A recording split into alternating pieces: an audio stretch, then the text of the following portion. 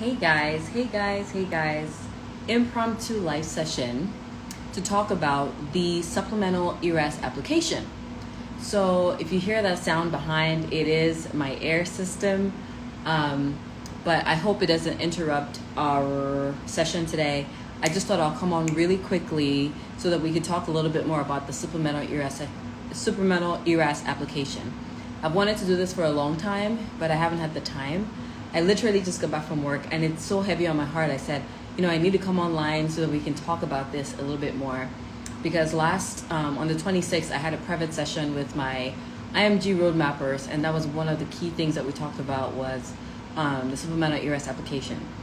So while I do this, just leave any comments or questions down here. If you have any questions, just go ahead and drop them in the question box so we could talk about it.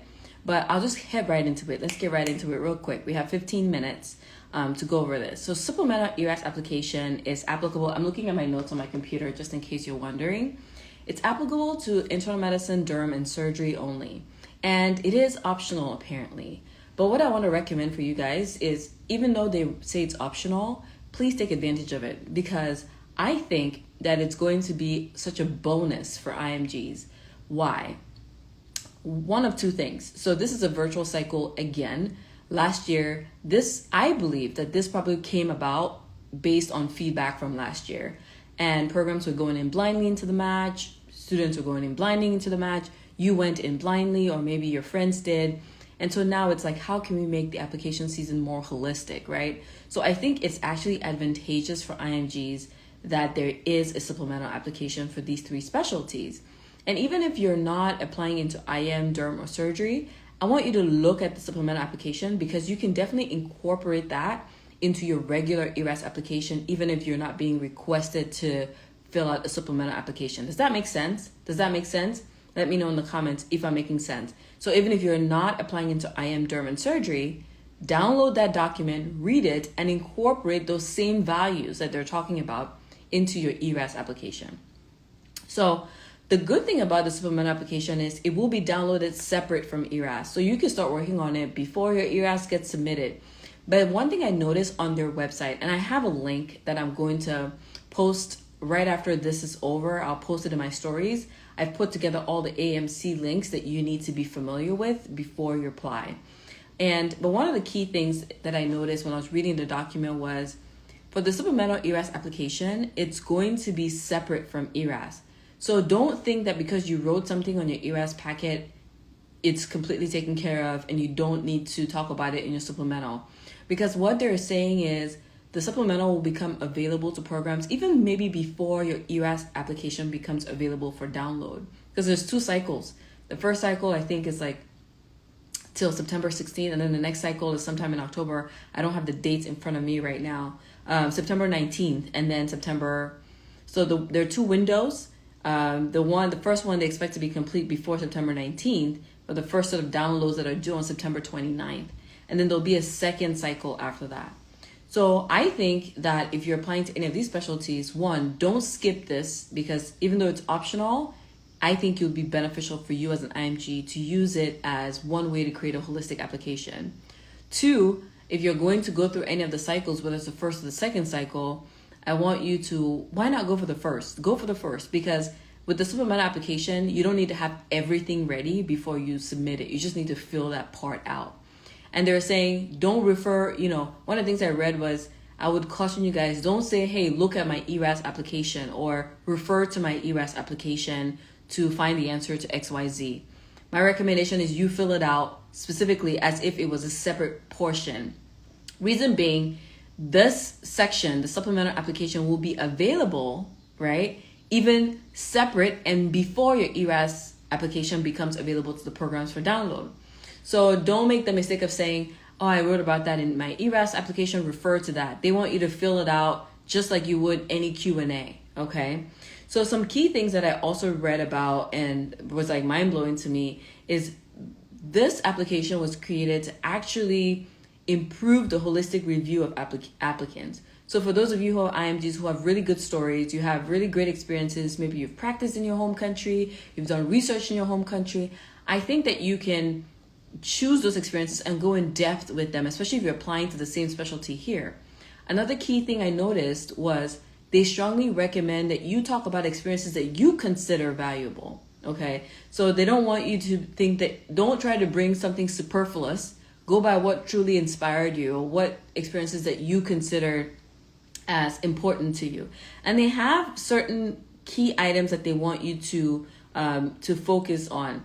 And before we go into that, my general overview of this whole application thing is it's going to almost act like the social portion of the application, right? So it's possibly advantageous that you fill it out. It gives you the opportunity to be able to express yourself and or allow your application to be reviewed in a holistic manner. It allows you to speak about experiences outside of even virtual experiences, because they just want to know remarkable experiences for you. And whether that was in research or clinical work, they want you to talk about it. And then I think it's also going to be one way that programs can use psychology to understand a person better. So when you're expressing yourself in experiences that you find, or your top 5 meaningful experiences related to work or research, which is one of the key areas. If I was thinking of top 5 experiences related to work or research for myself, I will be thinking about experiences like volunteer work. Did I do any volunteer work? Did I go on a medical mission trip even before the pandemic? Did I leave the country and go serve somewhere else? Or did I serve in the medical and serve area? And why was that important to me? It was important to me because I've always had a passion for underserved communities. I always had a passion for giving back, for community healthcare, population health, right? If I was looking at another research-worthy experience to talk about, I'll talk about a time where I did a QI project and why that was important to me. It was important to me that I improved the care of patients with COPD. And these are true experiences that I did. But it was important to me that I improved the care of COPD patients and reduce your risk of readmission back to the hospital. That's why I did it. Another time where I did a QI project on sepsis. It was important to me that I helped my hospital achieve their quality metrics for sepsis so that we could reduce our mortality rate from patients that had sepsis. So whenever you pick an experience to talk about, they want you to pick top 5 meaningful experiences related to work or research as examples. So even if your experience was not like you were the brain surgeon in the biggest university in your home country, right? It could be a volunteer experience. Did you spend some time, you want to be a pediatrician? You spent some time at a children's hospital? You spent some time at the cancer center serving these kids? Talk about that, okay? If you want to be a gynecologist and you spent some time doing some research on STIs, talk about it. So I think they want like meaningful experiences along those lines. The second thing, research outputs can be included if they are a part of the top 5 meaningful experiences. So if it was a research opportunity and it was a meaningful experience to you, they want you to speak about that. Then there's another part of it that talks about geographic preferences, right? Like geographic divisions. And they say you don't have to necessarily indicate if you don't want a preference, you don't have to say you have one. But I think one key item that I learned from the document was that the geographic preferences, you can hide them. So if you preference a certain area to one specific area and you're applying, say you're preference the East Coast and you're also applying to the West Coast, you can, and from my understanding of reading this document, there is a way that you can choose for the West Coast programs to not be aware of your preference of East Coast, okay? And then I think surgery did not include the geographic preference, but they said if you have a preference for wanting to do research, right, for example, and you're going to surgery residency, well, you can indicate that because obviously there are programs that are bigger in research than others, right? So I think, to me, this whole idea of a supplemental application is to your advantage as an IMG. So take full advantage of it. Go in depth with it. Do not feel like the ERAS application has already been filled out, so you don't need to talk about certain things. No, do speak about them because they will be reviewed possibly separately, okay, or possibly at different times, but then eventually reviewed together. You just don't know what programs are going to do, so just fill it out to the best of your capability. Another thing that I saw on there with geographic preferences or preference signaling was urban and rural preferences. So if you have urban or rural preferences, go for that also. That being said, if you're not, there are certain states that are IMG friendly, right? They have tons of IMGs that match into those states. New York, Michigan, Ohio, Pennsylvania, New Jersey. Those are top IMG friendly states. Doesn't mean that if you're not in those states, you're not going to match. Okay, that's not what it means. I match in a state that will not be considered IMG friendly, so there goes the answer, right? You can match anywhere. I've talked to IMGs, I've coached IMGs from last season. I was chatting with one of them the other day. She's in Arizona. There are people all over the country, everywhere. Okay, Tennessee, Kentucky, Texas, anywhere. So don't let that tough IMG friendly state thing, derail you from doing what you were going to do. But the reason I say this is if you have a true preference, and you have a true preference for maybe a rural area, do speak about that. Because in my experience, rural areas are very receptive to IMGs, particularly because they don't get a huge attraction from maybe the local medical students, because most people want to leave the rural areas. So definitely that's a preference of yours, talk about it. If it's not, you don't have to fake it, okay? I'm not telling you to lie, I'm not telling you to be dishonest, I'm just saying if it is a preference, express it. So I put a list together for you guys. It's drninaloom.com/IMG Roadmap /ERAS. And I want you to check it out because that is where I put in all the summary links for the key parts of the AAMC website that you should be focused on. You'll find on there the link to the ERAS calculator, which is where you can go in and kind of calculate how much that you will need to apply into however many programs that you're applying into. You'll find in there also the link to the detail. I think it's like a 20-something page document about the supplement application, and I want you to take that seriously, read it, follow it key, because they've given you every single answer to any question that you have. So you don't need to be looking for Instagram gurus to give you their 2 cents on the supplement application. You don't even need me, right? But I'm just coming on here, I've read it, and I said, let me come on here and do this really quick and give you just kind of the 411. But there's a lot more within that document, and you can cut yourself a lot of slack if you actually took the time out. You can read it in 1 hour, to be honest. So definitely this is the link. I'm putting the link down here in the chat. I'm going to pin the comment so that way if you have any doubts, go to that link, drninaloom.com/IMG Roadmap /ERAS, and you get all the links to all what I think are the most important sections of the AMC website, okay?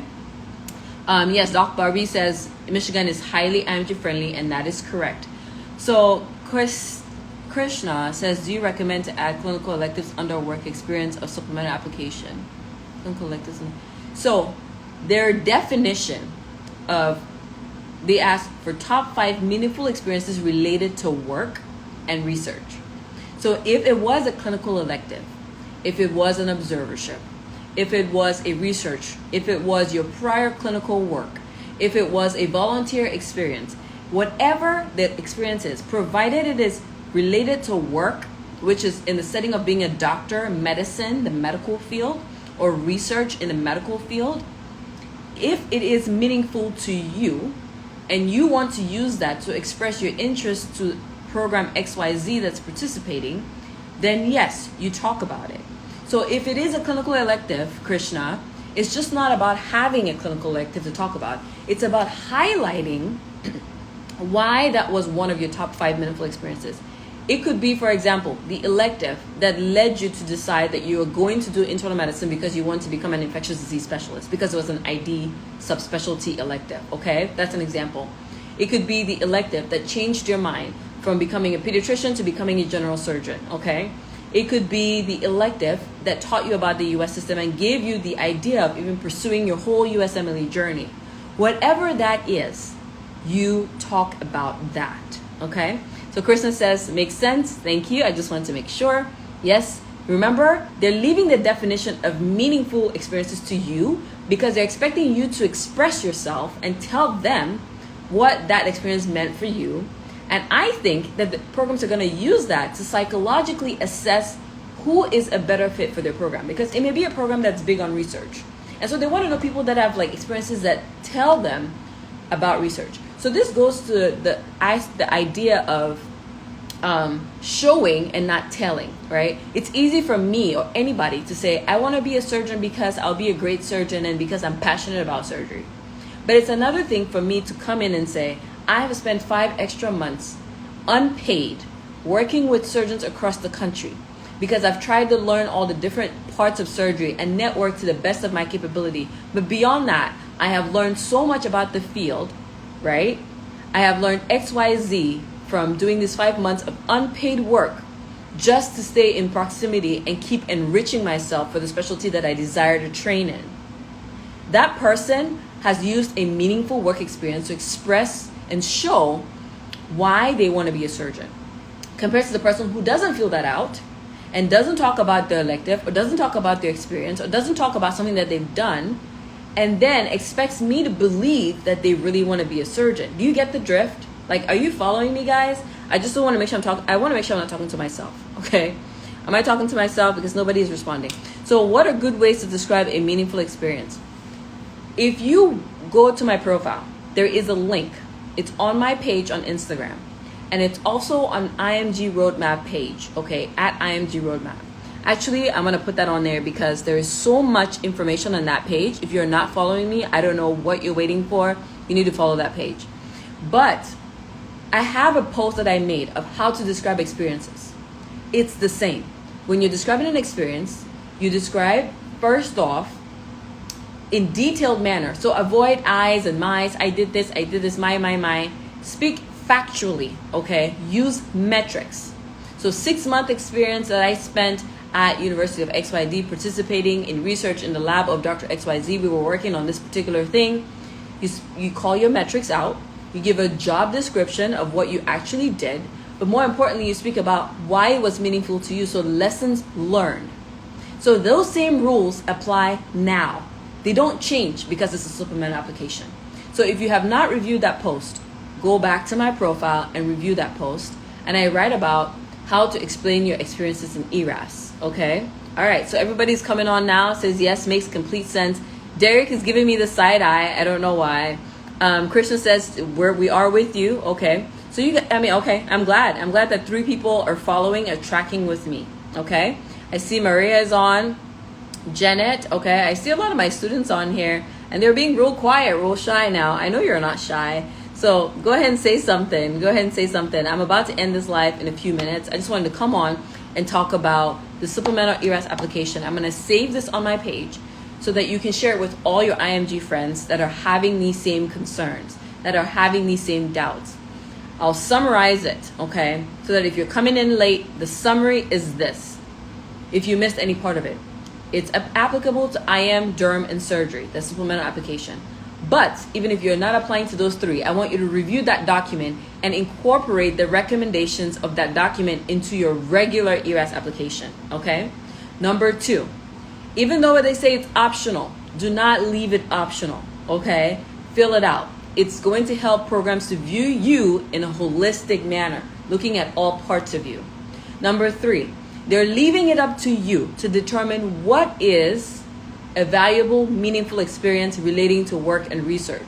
So you get to define what that is. And there's absolutely not a part of your life that you've spent working in medicine that you cannot tell me is invaluable. So everybody on this live has a valuable experience to talk about, okay?